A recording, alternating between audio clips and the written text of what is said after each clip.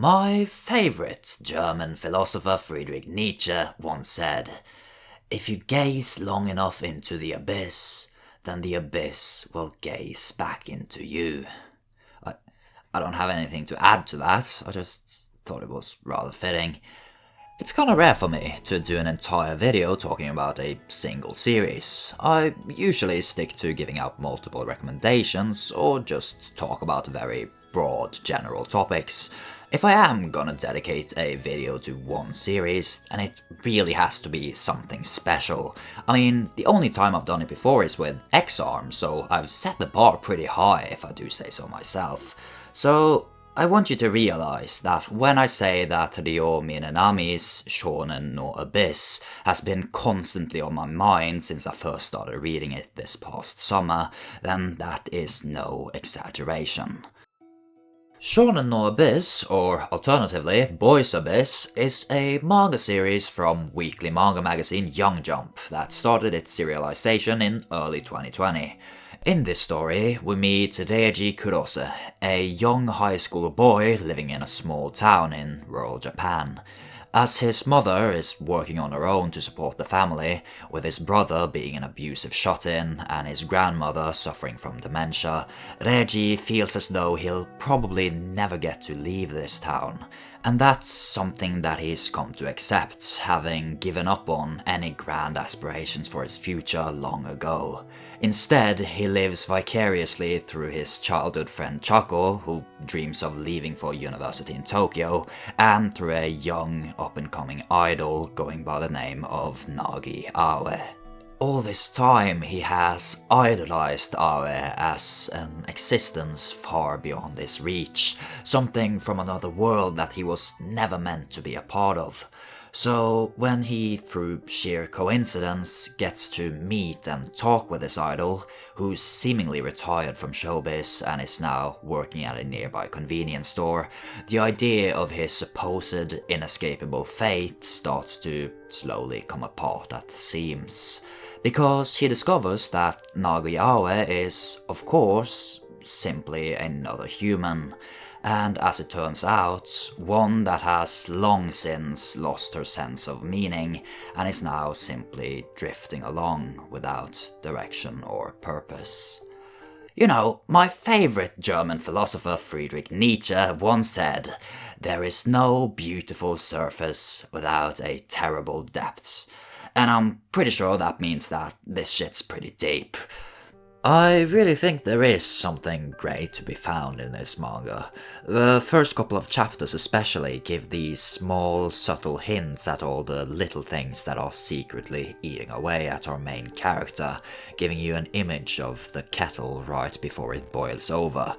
And, okay, Nagi Aoi literally lighting a cigarette for him at the end of chapter 1 going, is admittedly not the epitome of subtlety, but I still think it's a nice metaphor, alright?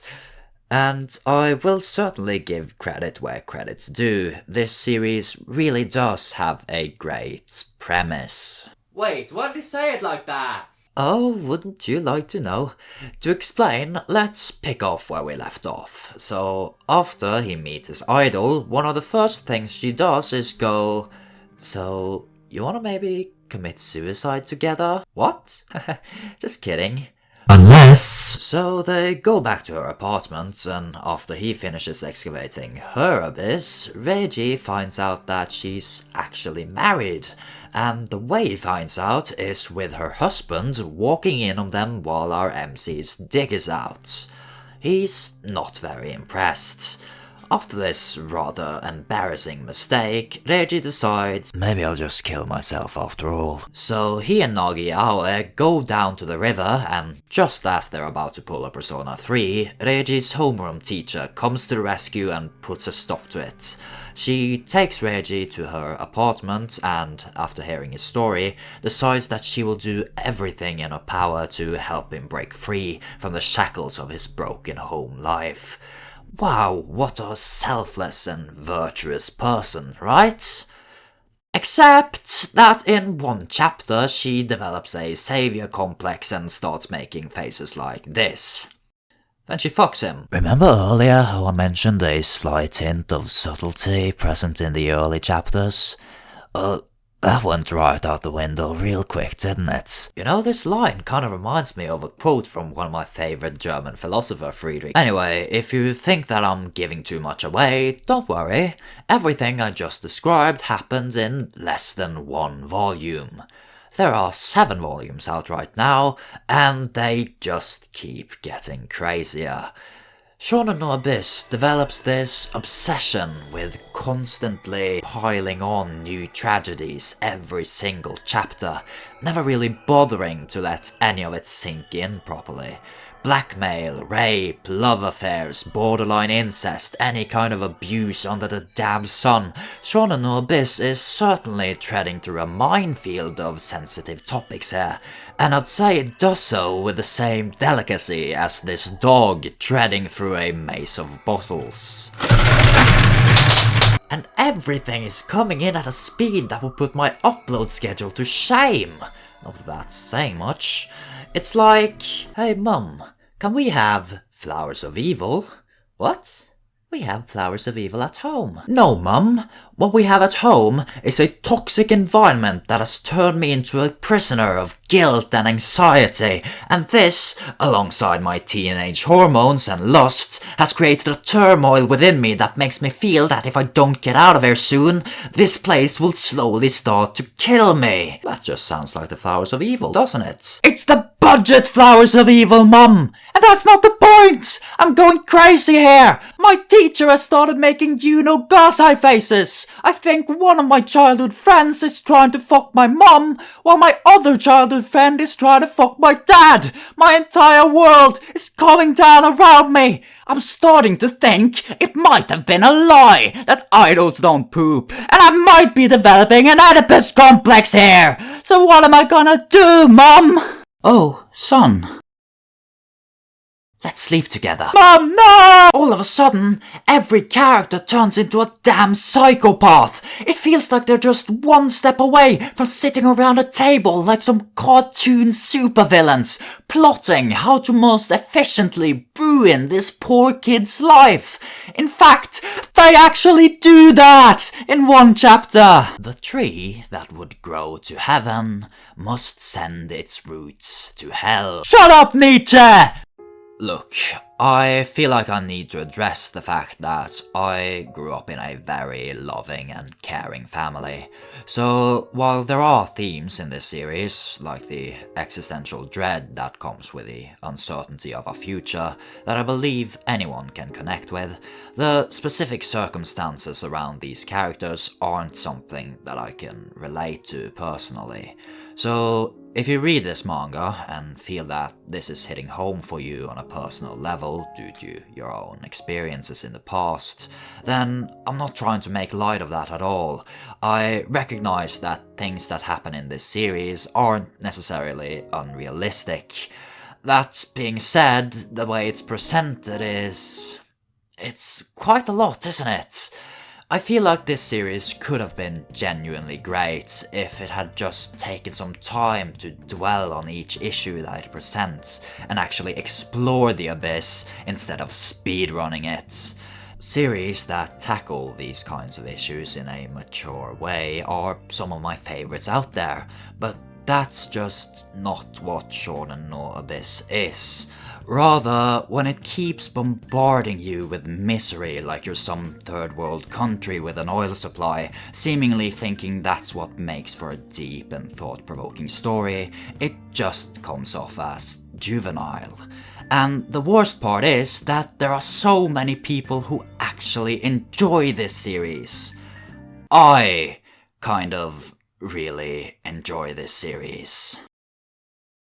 Let me explain. While it became apparent after a while that this wasn't gonna be the subtle character drama I was hoping for, I suddenly came to realize that I had just finished reading every chapter that was out at the time in a single sitting.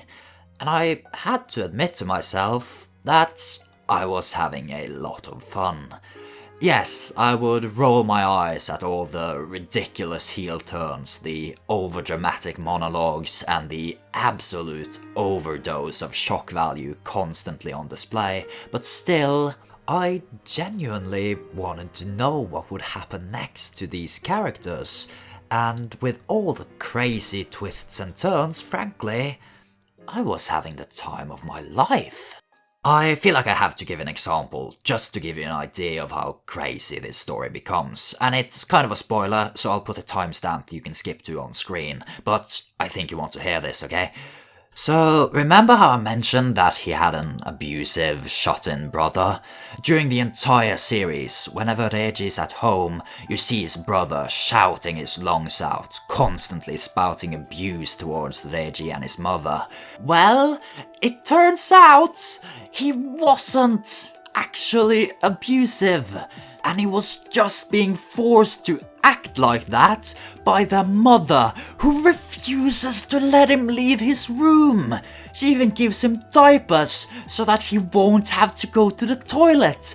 Not just that, but his mother has actually been manipulating tons of shit from behind the scenes, just so she could artificially create the worst possible environment for our main character to grow up in. This shit's fucking dumb. And why would she do all this?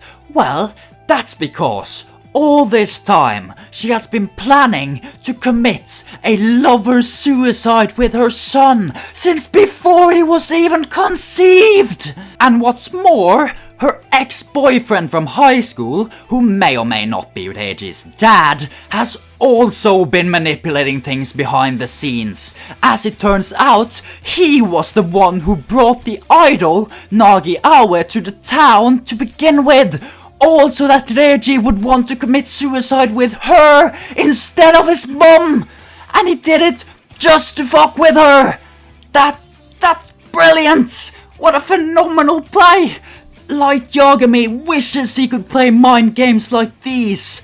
Oh, stand me up on prom night, will ya? Well, no incestuous suicide for you. And you know what? After all this, I thought we would be nearing the end, but it keeps going, and they are still throwing in new shit like this all the time. There's this part where his mother has just been run over by a car, and when they reveal that she's still alive, they frame it like it's a fucking jump scare from a horror movie. It's great. At this point, I've just completely turned off my brain and I'm enjoying the ride. If you're the type who can find enjoyment in super trashy melodrama like Scum Swish or Domestic Girlfriend or Nosoki Ana or any of those types of series, then you'll probably find something to like here as well. This series is absolutely hot trash, but from today on, I'm proud to join the ranks of garbage men. So what's on the menu, boys?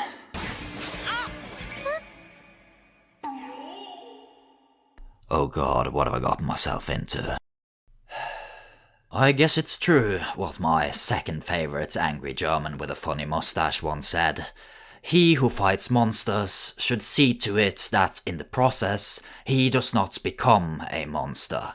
And if you fill your video essay with entry-level philosophy quotes just to seem intelligent, then you are most certainly a pretentious asshole. I'll see you next time.